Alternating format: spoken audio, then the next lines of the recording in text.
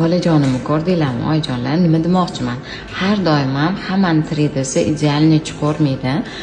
Qilib ko'rsatib beraman. Oyijonlar o'zi bo'ladi. Zulayho opa, mayli, men roziman desalar, qilib beraman mana.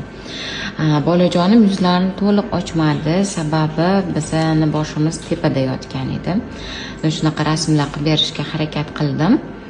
Adasi, oyisi bizga yoqdi, xursandmiz, rahmat deb ketibdilar. Nima demoqchiman? O'sha eski gapim, hammada ham idealniy chiqmasligi mumkin. Hamma har xil.